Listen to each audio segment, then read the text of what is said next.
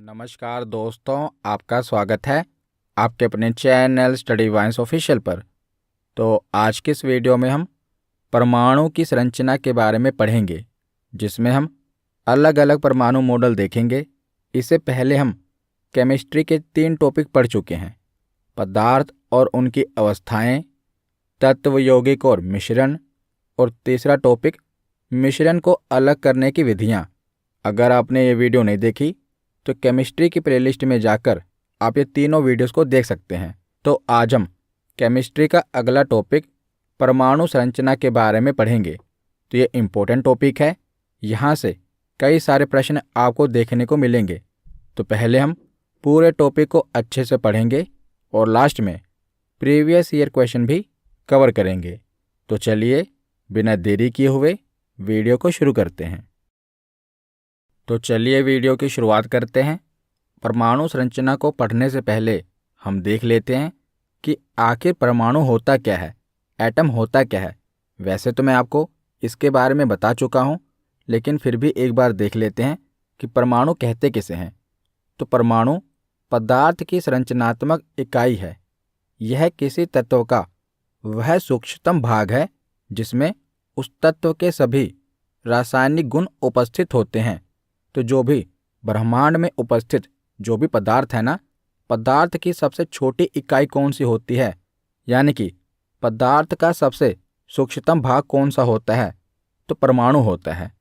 तो परमाणु किसी पदार्थ की सबसे छोटी इकाई है जो स्वतंत्र अवस्था में नहीं पाई जाती, बल्कि ये रासायनिक अभिक्रिया में भाग ले सकती है। और जो अणु होता है या मॉलिक्यूल होता है, ये क्या होता है, तो अणु 2 या 2 से अधिक परमाणुओं से मिलकर बना होता है और ये प्रकृति में स्वतंत्र अवस्था में पाया जाता है। तो अणु और परमाणु इसमें डिफरेंस होता है। तो परमाणु क्या है, परम अणु, यानी कि अणु का भी छोटा रूप परम अणु। तो परम अणु से ही परमाणु बना है। तो तत्व, परमाणु और अणु क्या होता है, तो तत्व एक ही प्रकार के परमाणुओं से मिलकर बना होता है। जैसे जो लोहे की छड़ है, ये लोहे के परमाणुओं से ही मिलकर बनी होती है। तो तत्व क्या होता है, वो एक ही प्रकार के परमाणुओं से मिलकर बना होता है। और परमाणु और अणु में क्या डिफरेंस है, तो जैसे हाइड्रोजन का ये एक परमाणु है और ये हाइड्रोजन का दूसरा परमाणु है। तो हाइड्रोजन के 2 परमाणु मिलकर हाइड्रोजन का एक अणु बनाएंगे। H+H ये क्या है, परमाणु है, और H2 ये क्या है, अणु है। तो मैंने आपको बताया ना कि जो अणु होते हैं ये 2 या 2 से अधिक परमाणुओं से मिलकर बने होते हैं। तो परमाणु अणु से भी छोटा रूप है। तो आगे अब हम देखते हैं। तो भारतीय दर्शन में भी परमाणुवाद का उल्लेख है, तो ये भी हम पढ़ लेते हैं। तो भारतीय दर्शन में सृष्टि के मूल में 5 महाभूत की संकल्पना की गई है, जिसमें वायु, अग्नि, जल, पृथ्वी तथा आकाश को द्रव्य, द्रव्य यानी कि पदार्थ, द्रव और द्रव्य में अंतर होता है। द्रव यानी कि लिक्विड, और जो द्रव्य होता है इसे मैटर यानी कि पदार्थ कहते हैं। तो द्रव्य का मूल तत्व माना गया है। इंडियन फिलॉसफी में किसी भी पदार्थ का मूल तत्व 5 तत्वों को माना जाता है: वायु, अग्नि, जल, पृथ्वी तथा आकाश। इन्हें 5 महाभूत कहा जाता है। और इसी दार्शनिक परंपरा की एक शाखा वैशेषिक दर्शन में महर्षि कणाद हुए हैं। तो महर्षि कणाद ने 6ठी शताब्दी ईसा पूर्व में सृष्टि के मूल में 4 प्रकार के तत्वों को स्वीकार किया था: वायु, अग्नि, जल तथा पृथ्वी। इन्होंने आकाश को नहीं स्वीकारा था। तो इन्होंने कहा था कि जो पदार्थ हैं, जो सृष्टि है, इसके मूल कितने हैं, ये किन 4 मूल तत्वों से मिलकर बनी है: वायु, अग्नि, जल तथा पृथ्वी। और महर्षि कणाद के मतानुसार यदि किसी पदार्थ को लगातार विभाजित किया जाए, यानी अगर कोई पदार्थ है उसे छोटे से छोटे टुकड़े में विभाजित किया जाए, तो अंततः वह सूक्ष्मतम कण प्राप्त होगा जिसे और विभाजित करना संभव नहीं होगा। यानी कि किसी भी पदार्थ को जब हम छोटे छोटे टुकड़े में विभाजित करना शुरू करेंगे तो अंत में जो सबसे छोटा टुकड़ा प्राप्त होगा, जिसे विभाजित करना संभव नहीं होगा, महर्षि कणाद के मतानुसार उसे परमाणु कहा गया। परमाणु यानी कि परम अणु, अणु का भी सबसे छोटा रूप, उसे परमाणु कहा गया। तो सबसे पहले भारतीय दर्शन में महर्षि कणाद ने परमाणु के बारे में बताया था, परंतु इन्होंने परमाणु की कोई साइंटिफिक थ्योरी नहीं दी थी। तो उसके बाद क्या होता है कि डाल्टन पहला वैज्ञानिक है जिसने परमाणु के बारे में साइंटिफिक थ्योरी दी थी। तो 1803 ईस्वी में ब्रिटिश वैज्ञानिक जॉन डाल्टन ने पहली बार दार्शनिकता से अलग एवं वैज्ञानिक ढंग से परमाणु सिद्धांत की व्याख्या की थी। तो इस सिद्धांत के जो प्रमुख बिंदु हैं वो निम्नलिखित हैं। तो डाल्टन का परमाणु सिद्धांत क्या है? तो डाल्टन के अनुसार सभी पदार्थ अत्यंत सूक्ष्म कणों से निर्मित हैं, जिन्हें परमाणु कहते हैं। और इन्होंने कहा कि किसी एक तत्व के सभी परमाणु आकार, द्रव्यमान तथा अन्य रासायनिक गुणों में समान होते हैं। और तीसरा इन्होंने सिद्धांत दिया कि परमाणु अविभाज्य एवं अविनाशी होते हैं। अविभाज्य यानी उन्हें और छोटे टुकड़ों में विभाजित नहीं किया जा सकता, और अविनाशी होते हैं यानी कि उन्हें नष्ट नहीं किया जा सकता। तो जॉन डाल्टन ने सबसे पहले ये परमाणु सिद्धांत दिया कि जो परमाणु है यह सबसे सूक्ष्मतम कणों से निर्मित है और ये अविभाज्य है। लेकिन अब हमें पता है कि जो परमाणु है ये अविभाज्य नहीं है, इसे भी विभाजित किया जा चुका है। परमाणु के भी छोटे छोटे पार्टिकल्स होते हैं जिन्हें हम प्रोटॉन, न्यूट्रॉन और इलेक्ट्रॉन कहते हैं। पर पहले जब डाल्टन ने सिद्धांत दिया था तो डाल्टन ने बताया था कि जो परमाणु है ये अविभाज्य है। तो आगे अब हम देखते हैं। तो 19वीं शताब्दी के लगभग अंत तक परमाणु को सभी पदार्थों का मौलिक एवं अविभाज्य कण माना जाता था, परंतु J Thomson, Ernest Rutherford, Niels Bohr और जेम्स चैडविक आदि वैज्ञानिकों के प्रयोगों ने परमाणु की अविभाज्यता की संकल्पना को गलत सिद्ध कर दिया, क्योंकि इन्होंने अपने विभिन्न मॉडलों के आधार पर परमाणु की संरचना की व्याख्या की तथा परमाणु के आंतरिक भाग में इन्होंने अन्य अपरमाणुविक कणों की उपस्थिति सिद्ध की गई, यानी कि परमाणु के अंदर सब एटॉमिक पार्टिकल्स के बारे में पता लगाया, जैसे कि इलेक्ट्रॉन, प्रोटॉन, न्यूट्रॉन। ये किसके पार्टिकल्स हैं? तो ये परमाणु के ही कण हैं, परमाणु के ही पार्टिकल्स हैं। आगे हम इनके बारे में पढ़ेंगे, पहले देख लेते हैं जहाँ से डायरेक्ट क्वेश्चन बनता है। तो इलेक्ट्रॉन की खोज किसने की थी? डायरेक्ट ये प्रश्न पूछा जाएगा कि इलेक्ट्रॉन की खोज किसने की थी? तो इलेक्ट्रॉन की खोज की थी जे थॉमसन ने। कब की थी? तो 1897 में जे थॉमसन ने इलेक्ट्रॉन की खोज की थी। प्रोटॉन की खोज किसने की? तो देखिए, प्रोटॉन की खोज तो गोल्डस्टीन ने की थी, परंतु प्रोटॉन का नामकरण यानी कि उसका नाम प्रोटॉन रखा किसने था? तो रदरफोर्ड ने। प्रोटॉन की खोज तो गोल्डस्टीन ने की थी, परंतु गोल्डस्टीन ने इसका नाम प्रोटॉन नहीं रखा था। इसने केवल एटम में एक पार्टिकल की खोज कर दी जो कि प्रोटॉन था, परंतु बाद में रदरफोर्ड ने इसका नाम प्रोटॉन रखा था। और न्यूट्रॉन की खोज किसने की? तो सबसे आखिर में न्यूट्रॉन की खोज हुई थी जो कि चैडविक ने की थी 1932 में। तो इसका द्रव्यमान भी पूछा जाता है। तो इलेक्ट्रॉन का द्रव्यमान कितना होता है? इसका मास कितना होता है? तो 9.1 गुना 10⁻31 किलोग्राम इसका मास होता है। प्रोटॉन का मास कितना होता है? तो इसका द्रव्यमान 1.6725 गुना 10⁻27 किलोग्राम। और न्यूट्रॉन का द्रव्यमान कितना होता है? तो 1.6748 गुना 10⁻27 किलोग्राम। तो द्रव्यमान के हिसाब से देखा जाए तो सबसे भारी कौन सा है? तो आपको लगेगा कि इलेक्ट्रॉन सबसे भारी है, क्योंकि इसका द्रव्यमान शुरुआत ही 9.1 से हो रही है। पर ऐसा नहीं है, क्योंकि जो इसका द्रव्यमान है ये 9.1 गुना 10⁻31 है। तो -31 में इसकी पावर है, तो इसका द्रव्यमान सबसे छोटा होगा, क्योंकि बाकी दोनों का द्रव्यमान कितना है, -27 किलोग्राम है, लेकिन इसका द्रव्यमान -31 किलोग्राम है, तो इसका द्रव्यमान सबसे कम है। तो भार के अनुसार देखा जाए तो न्यूट्रॉन का भार सबसे अधिक होता है। वैसे तो न्यूट्रॉन और प्रोटॉन दोनों का भार लगभग एक समान होता है, लेकिन अगर दोनों में भी देखा जाए तो न्यूट्रॉन भारी होता है। आप देख रहे हैं ना कि न्यूट्रॉन का द्रव्यमान कितना है, 1.6748, और ऊपर जो प्रोटॉन है इसमें कितना है, 1.67। इतना तो सेम है, लेकिन आगे कितना है, 2.5 है, 25 है, और इसमें 48 है। तो इसीलिए न्यूट्रॉन का भार प्रोटॉन से थोड़ा सा अधिक है। तो सबसे भारी होता है न्यूट्रॉन, उससे हल्का होता है प्रोटॉन, और सबसे हल्का होता है इलेक्ट्रॉन। और इनके ऊपर कौन सा चार्ज पाया जाता है, कौन सा विद्युत आवेश पाया जाता है, तो इलेक्ट्रॉन का जो चार्ज होता है, आवेश होता है, नेगेटिव होता है, प्रोटॉन का पॉजिटिव होता है, और न्यूट्रॉन पर कोई चार्ज नहीं पाया जाता। ये न्यूट्रल यानी कि उदासीन होता है, ये न्यूट्रल होता है। तो इलेक्ट्रॉन पर नेगेटिव चार्ज होता है, प्रोटॉन पर पॉजिटिव चार्ज होता है, और न्यूट्रॉन पर कोई चार्ज नहीं होता। तो यहाँ से डायरेक्ट प्रश्न पूछे जाते हैं, इसीलिए याद रखिएगा। तो आगे अब हम जो अलग अलग परमाणु मॉडल दिए गए हैं वो पढ़ते हैं।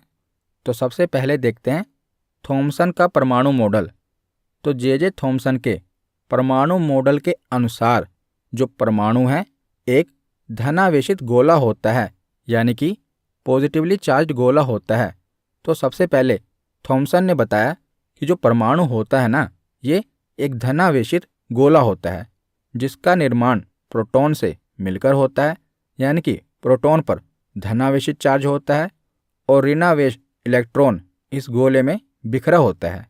तो आगे अभी आपको समझ आ जाएगा कि थॉमसन क्या कहना चाहता है। तो इसकी संरचना क्या है, थॉमसन ने जो अपना मॉडल दिया इसकी संरचना क्या है, स्ट्रक्चर क्या है। तो थॉमसन के परमाणु मॉडल के अनुसार इन्होंने परमाणु को एक तरबूज के समान माना था। इनका मानना था कि जो एक परमाणु है वो तरबूज की तरह है, उसकी संरचना एक तरबूज की तरह है। कैसे? इनके अनुसार जो तरबूज का लाल वाला भाग होता है ना, जिसे हम खाते हैं, वो प्रोटॉन होता है, और जबकि जो इलेक्ट्रॉन होता है ये तरबूज के बीज के समान बिखरे होते हैं। तो उस समय तक न्यूट्रॉन के बारे में पता नहीं चला था। तो इन्होंने बताया कि जो तरबूज का लाल वाला भाग है ये प्रोटॉन है जो कि धनावेशित है, जिस पर पॉजिटिव चार्ज है, और जो इसके बीच में जो बीज है ना तरबूज के, ये क्या है, इलेक्ट्रॉन है जिन पर नेगेटिव चार्ज होता है।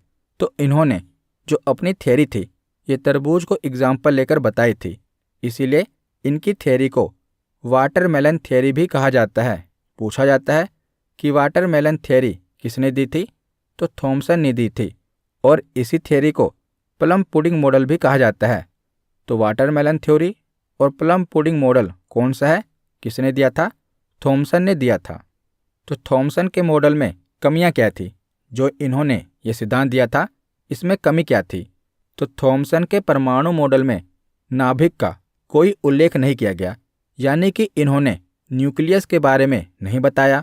दूसरी कमी क्या थी कि यह मॉडल परमाणु की स्थिरता यानी कि स्टेबिलिटी ऑफ एटम समझाने में भी असफल रहा, क्योंकि जो परमाणु है स्थायी है, लेकिन ये समझा नहीं पाए कि परमाणु स्थायी कैसे है, स्थिर कैसे है। तीसरी कमी क्या थी, तो थॉमसन अपने परमाणु मॉडल में यह भी नहीं समझा सके कि परमाणु में धनावेश किस प्रकार ऋणावेश कणिकाओं को अपने अंतर्निहित रखता है। इन्होंने ये बता दिया कि जो इलेक्ट्रॉन हैं ये बीज की तरह बिखरे हैं, लेकिन आज हमको पता है कि जो इलेक्ट्रॉन हैं ये इस प्रकार बिखरे नहीं हैं, बल्कि ये न्यूक्लियस के बाहर जो ऑर्बिट होता है अपनी अपनी कक्षाओं में चक्कर लगा रहे होते हैं।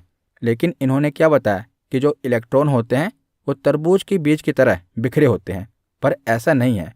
तो इस प्रकार थॉमसन के मॉडल में ये 3 कमियां देखी गई। तो थॉमसन मॉडल के बाद अब हम अगला मॉडल देखते हैं, रदरफोर्ड का परमाणु मॉडल।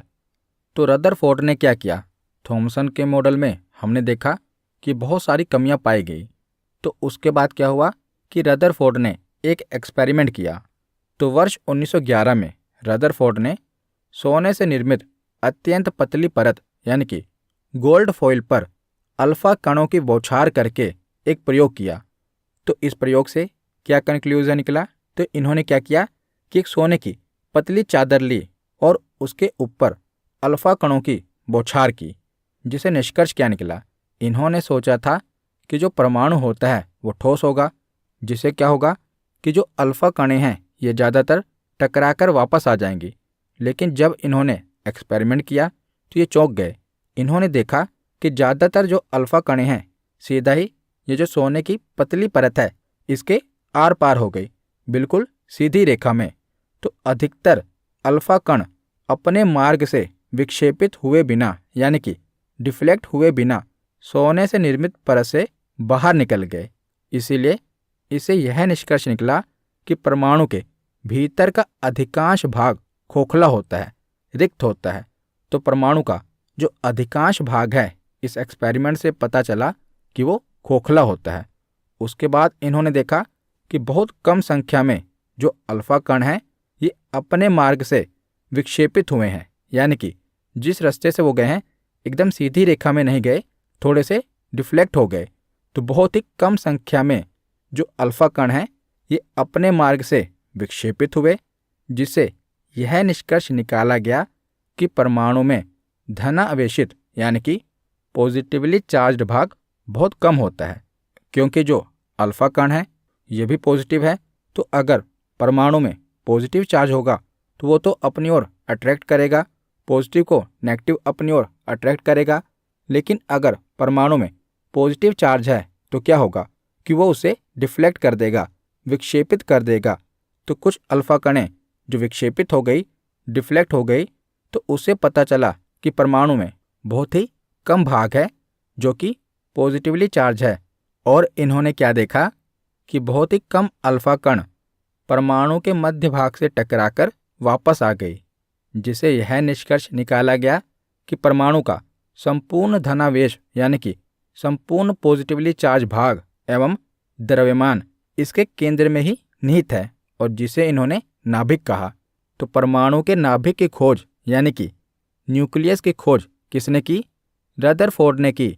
इन्होंने देखा कि जो परमाणु का मध्य भाग है वहाँ से अल्फा कणें टकराकर सीधा वापस आ गई, जिससे इन्हें पता चला कि जो परमाणु का मध्य भाग है वो धनावेशित है यानी कि पॉजिटिवली चार्ज है। और हमें पता है कि परमाणु के मध्य भाग में जो न्यूक्लियस है उसमें कौन कौन से पार्टिकल्स हैं? तो प्रोटॉन है और न्यूट्रॉन है। तो उस समय तक तो न्यूट्रॉन की खोज नहीं हुई थी, और आगे चलकर जब न्यूट्रॉन की खोज हुई भी तो न्यूट्रॉन पर तो कोई चार्ज नहीं होता, यानी कि वो तो न्यूट्रल होता है, तो उसकी तो बात छोड़ दो। और जो प्रोटॉन होता है उस पर पॉजिटिव चार्ज होता है। तो इससे ये पता चल गया कि जो परमाणु का नाभिक है, न्यूक्लियस है, वो पॉजिटिवली चार्ज है, धनावेशित है। और जो परमाणु का द्रव्यमान है, भार है, वो भी नाभिक के कारण ही है।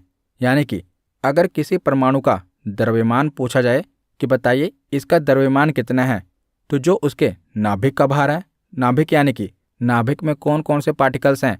प्रोटॉन और न्यूट्रॉन। तो प्रोटॉन और न्यूट्रॉन के भार को जोड़ दिया जाए तो वही परमाणु का द्रव्यमान होगा। और नाभिक का आकार परमाणु के कुल आकार की तुलना में बहुत छोटा होता है। तो रदरफोर्ड ने अपने इस एक्सपेरिमेंट से काफ़ी चीज़ें क्लियर कर दी। तो इनके मॉडल के मुख्य बिंदु क्या निकले? तो पहला तो इन्होंने बताया कि परमाणु का संपूर्ण धनावेश एवं द्रव्यमान इसके केंद्र में निहित होता है।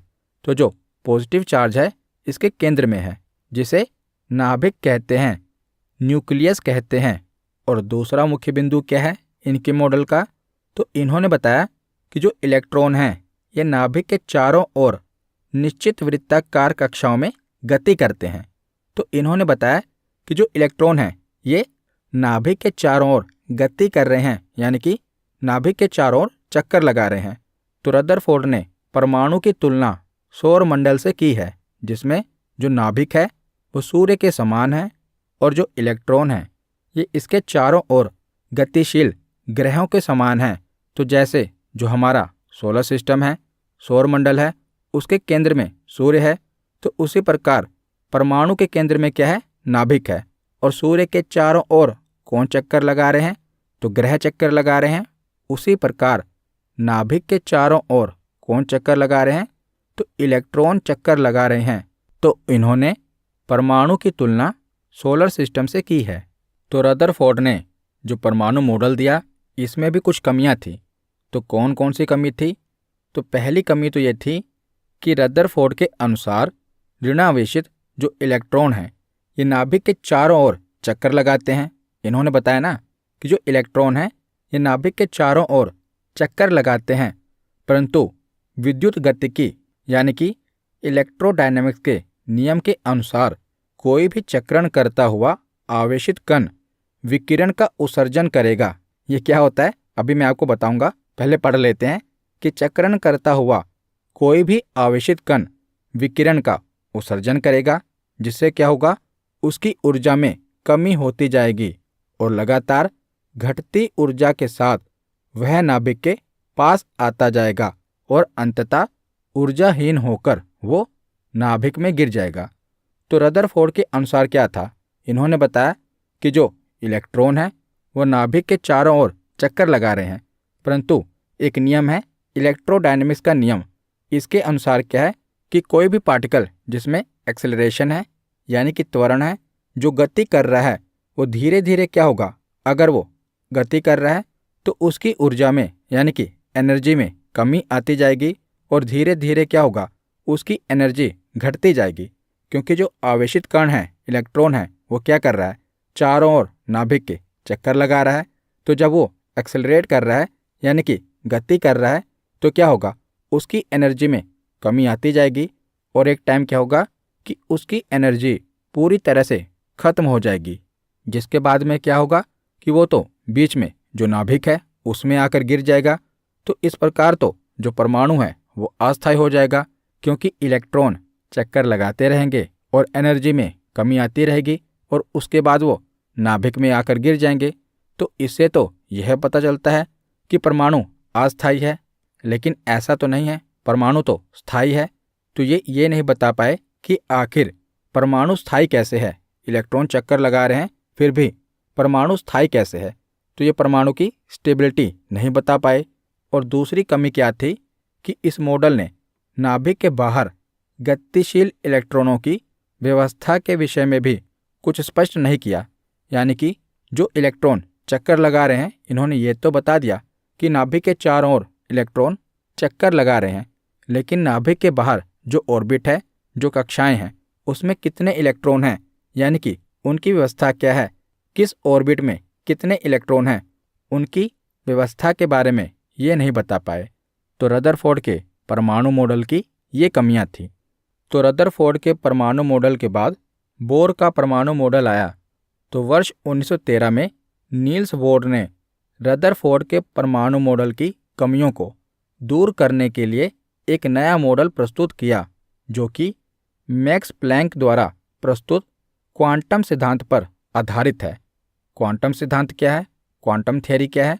तो क्वांटम थ्योरी के अनुसार ऊर्जा विकिरण यानी कि ऊर्जा का उत्सर्जन या ऊर्जा का जो अवशोषण है, ये निरंतर नहीं होता, बल्कि अनिश्चित छोटे छोटे पैकेट्स के रूप में होता है, जिसे क्वांटम कहा जाता है। यानी कि जो एनर्जी का लॉस है ये लगातार नहीं होता, बल्कि छोटे छोटे पैकेट्स में होता है, बंडल में होता है, जिन्हें क्वांटम कहा जाता है।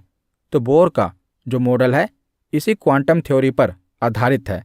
तो बोर का परमाणु मॉडल क्या है? तो नील्स बोर ने अपने परमाणु मॉडल में क्वांटम सिद्धांत का प्रयोग करते हुए कहा कि परमाणु में उपस्थित इलेक्ट्रॉन नाभिक के चारों ओर केवल निश्चित कक्षाओं में ही निश्चित ऊर्जा और कोणीय संवेग तथा नाभिक से अपनी ऊर्जा के समानुपाती दूरी पर ही चक्रण करते हैं। तो आपको कुछ समझ नहीं आया होगा, तो मैं आपको बताता हूँ। पहली बात तो इन्होंने बताया कि नाभिक के बाहर अलग अलग ऑर्बिट हैं, यानी कि कक्षाएं हैं, और जो इलेक्ट्रॉन हैं ये अपनी ही कक्षा में रहते हैं और अपनी ही कक्षा में रहते हुए नाभिक के चारों ओर चक्कर लगाते हैं। तो इनकी ऊर्जा में लॉस क्यों नहीं होता, वो मैं आपको आगे बताता हूँ।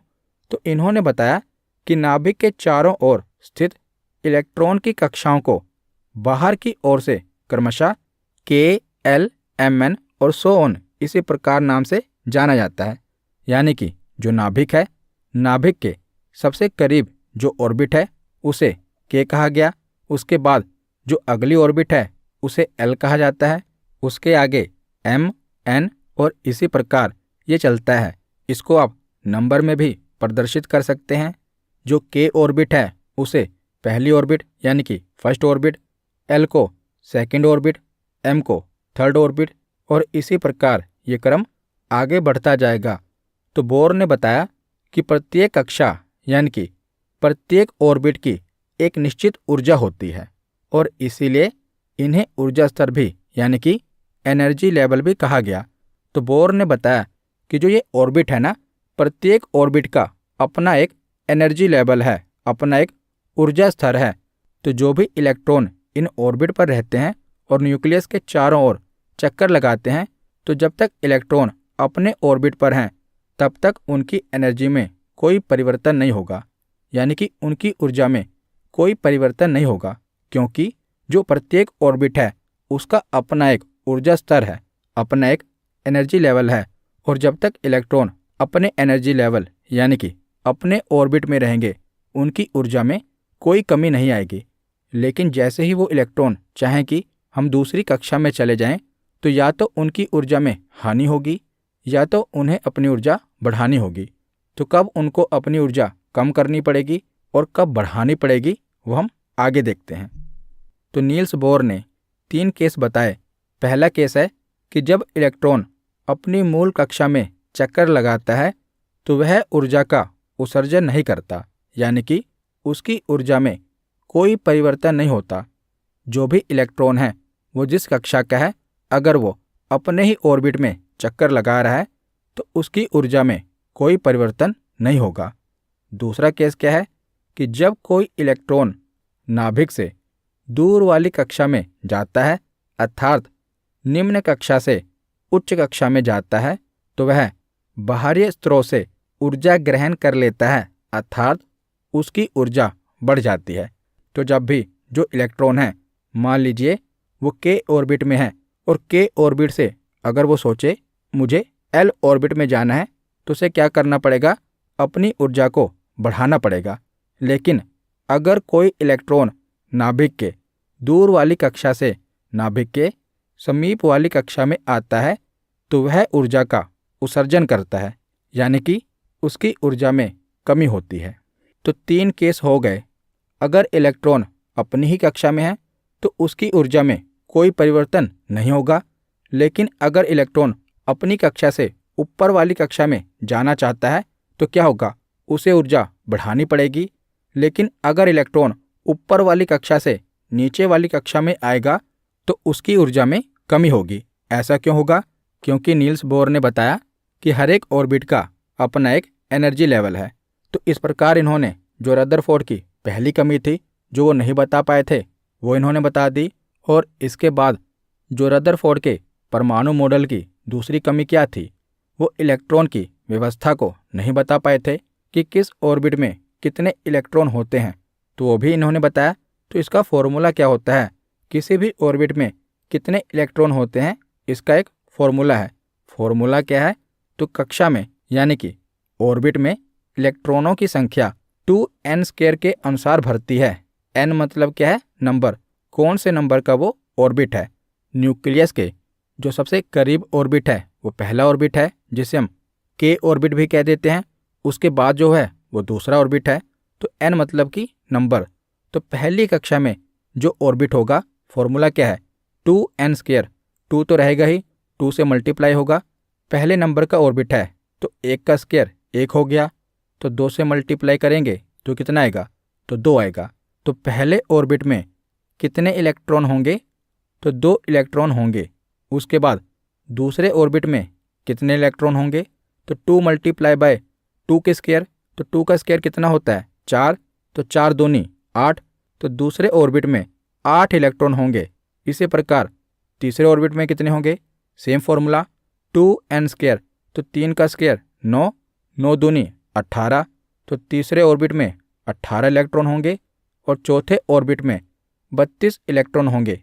तो इसी प्रकार आप इस फॉर्मूले से किसी भी नंबर के ऑर्बिट में ये पता लगा सकते हैं कि किसी भी नंबर के ऑर्बिट में कितने इलेक्ट्रॉन होंगे। इसका फॉर्मूला क्या है? 2n²। तो आगे अब हम प्रोटॉन, न्यूट्रॉन और इलेक्ट्रॉन के बारे में पढ़ लेते हैं। वैसे तो शुरुआत में मैंने आपको इसके बारे में बता दिया है। तो ये पूरा डायग्राम है परमाणु का। परमाणु के न्यूक्लियस में यानी कि नाभिक में क्या होता है? प्रोटॉन और न्यूट्रॉन होता है। और परमाणु का जो द्रव्यमान होता है, भार होता है, वो भी प्रोटॉन और न्यूट्रॉन के भार को जोड़ दिया जाए तो परमाणु का भार पता चल जाता है। और प्रोटॉन पर पॉजिटिव चार्ज होता है और इसके चारों ओर जो इलेक्ट्रॉन होते हैं उन पर नेगेटिव चार्ज होता है। तो वर्ष 1886 में जर्मन के भौतिक विज्ञानी ई गोल्डस्टीन ने कैनाल किरणों की खोज की और बताया कि ये किरणें धनावेशित कणों से निर्मित हैं। और वर्ष 1919 में अर्नेस्ट रदरफोर्ड ने अपने प्रयोगों से ये सिद्ध किया कि परमाणु के केंद्र में धनावेशित कणों का संकेंद्रण होता है और रदरफोर्ड ने इन कणों को प्रोटॉन नाम दिया। तो इस प्रकार जो पॉजिटिवली चार्ज पार्टिकल्स के रूप में प्रोटॉन की खोज किसके द्वारा की गई? तो गोल्डस्टीन के द्वारा की गई। तो यहाँ से आपसे यही पूछा जाएगा कि प्रोटॉन की खोज किसने की थी? तो गोल्डस्टीन ने की थी। लेकिन तो इन्होंने इस पार्टिकल की खोज तो कर ली, पर इसका नाम किसने रखा था? तो इसका नाम प्रोटॉन किसने रखा? तो रदरफोर्ड के द्वारा इसका नाम प्रोटॉन रखा गया। तो प्रोटॉन की खोज किसने की? गोल्डस्टीन ने। और प्रोटॉन का नामकरण किसने किया? तो रदरफोर्ड ने।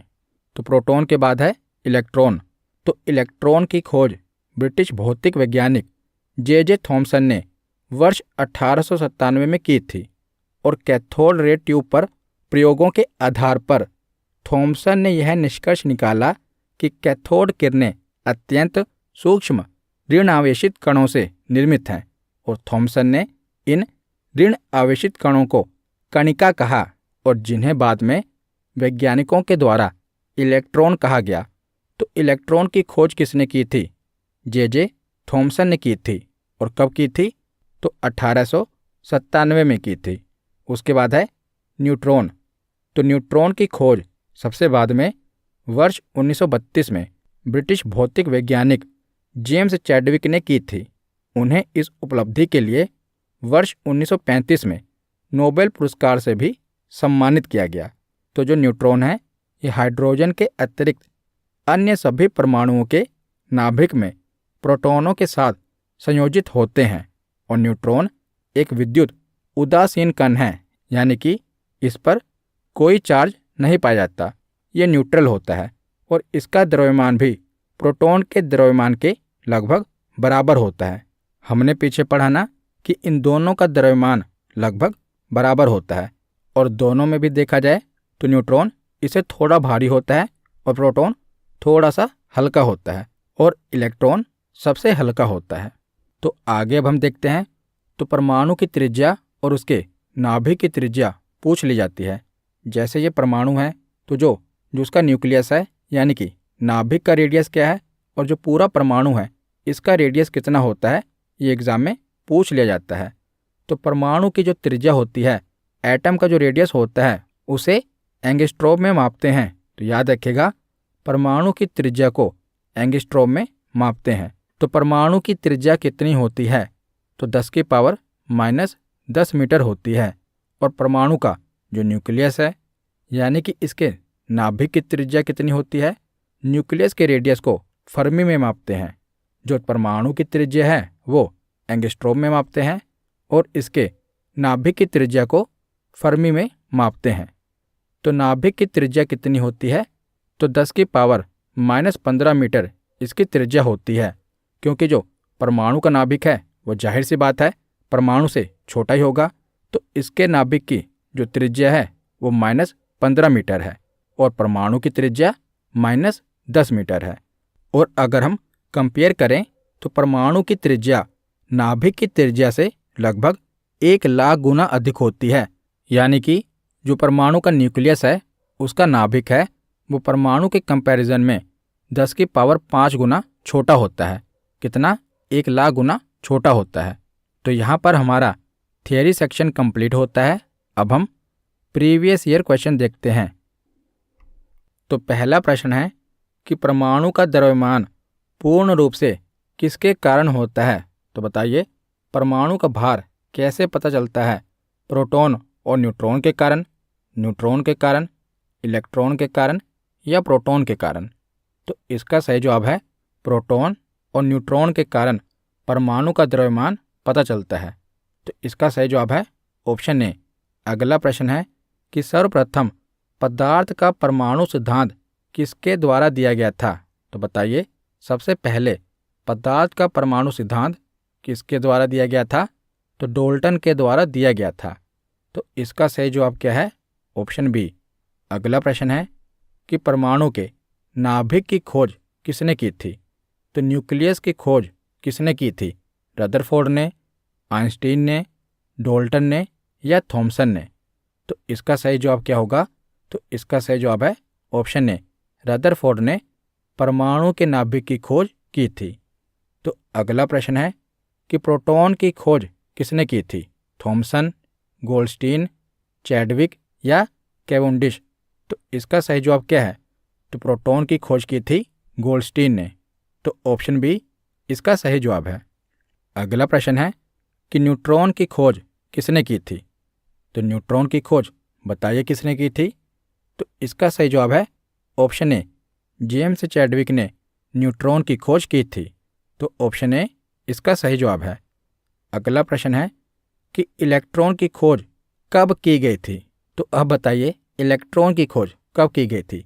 1896 में, 97 में, 98 में या 95 में? तो इसका सही जवाब क्या है? ऑप्शन बी, 1897 में इलेक्ट्रॉन की खोज की गई थी। और बताइए किसके द्वारा इलेक्ट्रॉन की खोज की गई थी? तो जे थॉमसन के द्वारा इलेक्ट्रॉन की खोज की गई थी। अगला प्रश्न है कि थॉमसन के परमाणु मॉडल के संदर्भ में निम्नलिखित में से कौन सा कथन सही है? पहला कथन है कि परमाणु धनात्मक आवेशित गोले का बना होता है और इलेक्ट्रॉन उसमें फंसे होते हैं। तो ये तो सही है, थॉमसन के परमाणु मॉडल में उन्होंने ये बताया था। तो पहला कथन तो सही है। दूसरा कथन क्या है कि परमाणु विद्युतीय रूप से उदासीन होता है। तो दूसरा कथन भी सही है, क्योंकि इन्होंने बताया था कि परमाणु जो है वो धनात्मक यानी कि पॉजिटिवली चार्ज इलेक्ट्रॉन पाए जाते हैं और उसके बीच बीच में जो इलेक्ट्रॉन है उसमें नेगेटिव चार्ज पाया जाता है और दोनों की संख्या समान होती है, जिससे जो परमाणु है ये न्यूट्रल हो जाता है, उदासीन हो जाता है। तो इसका सही जवाब है ऑप्शन डी, यानी कि दोनों ही कथन सही है। अगला प्रश्न है कि रदरफोर्ड के अल्फा कण प्रयोग से यह पता चला कि परमाणुओं में डैश होता है, इलेक्ट्रॉन होता है, प्रोटॉन होता है, न्यूट्रॉन होता है या नाभिक होता है। तो रदरफोर्ड के अल्फा कण के प्रयोग से क्या पता चला था? तो इसका सही जवाब है नाभिक के बारे में पता चला था। तो ऑप्शन डी इसका सही जवाब है। अगला प्रश्न है कि रदरफोर्ड के परमाणु मॉडल के संबंध में निम्नलिखित में से कौन सा कथन सही नहीं है? तो आपको बताना है कि निम्नलिखित में से कौन सा कथन सही नहीं है। तो पहला कथन है कि परमाणु के आकार की तुलना में नाभिक का आकार बहुत बड़ा होता है। तो पहला ही कथन सही नहीं है, क्योंकि जो नाभिक का आकार होता है ये परमाणु के आकार की तुलना में छोटा होता है। दूसरा कथन क्या है कि इलेक्ट्रॉन नाभिक के चारों ओर वृत्ताकार पथ पर घूमते हैं। तो ये कथन सही है। तीसरा कथन क्या है कि परमाणु में एक धनावेशित केंद्र होता है जिसे नाभिक कहा जाता है। यह भी सही है। चौथा कथन क्या है कि परमाणु का लगभग संपूर्ण द्रव्यमान नाभिक में होता है। तो चौथा कथन भी सही है। तो इस क्वेश्चन में ये पूछा गया है कि कौन सा कथन सही नहीं है। तो पहला कथन सही नहीं है, क्योंकि जो परमाणु के आकार की तुलना में जो नाभिक का आकार होता है ये बड़ा नहीं होता, छोटा होता है। तो पहला कथन इसका सही जवाब है। अगला प्रश्न है कि परमाणु की प्रभावी त्रिज्या क्या है? तो परमाणु का रेडियस कितना होता है? तो ये पावर है 10 की पावर -6 मीटर, 10 की पावर -14 मीटर, 10 की पावर -10 मीटर या 10 की पावर -15 मीटर। तो परमाणु की त्रिज्या क्या है? तो इसका सही जवाब है ऑप्शन सी, 10 की पावर -10 मीटर। तो इसका सही जवाब होगा ऑप्शन सी। तो आज का आखिरी प्रश्न है कि बोर की कक्षाओं को स्थिर कहा जाता है क्योंकि? तो बोर ने जो परमाणु मॉडल दिया था उसमें उन्होंने जो कक्षाएं बताई, ऑर्बिट बताई, उनको स्थिर माना जाता है। तो उसका कारण क्या है? तो कौन सा कारण सही है? क्योंकि प्रोटॉन नाभिक में स्थिर हैं इसीलिए उनकी कक्षाएं स्थिर रहती हैं। तो ये कथन गलत है। उनमें इलेक्ट्रॉन स्थिर रहते हैं इसलिए इनकी कक्षाएं स्थिर रहती हैं। तो ये भी कथन गलत है। तीसरा कथन है कि इनकी कक्षाओं की त्रिज्या निर्धारित होती है इसलिए ये स्थिर हैं। तो ये कथन भी गलत है। चौथा कथन है कि उनके इलेक्ट्रॉनों में निश्चित ऊर्जा होती है। तो ये कथन सही है। ऑप्शन डी इसका सही जवाब है। तो आज के वीडियो यहीं पर ख़त्म होती है। कैसी लगी ये वीडियो कमेंट सेक्शन में ज़रूर बताना। धन्यवाद।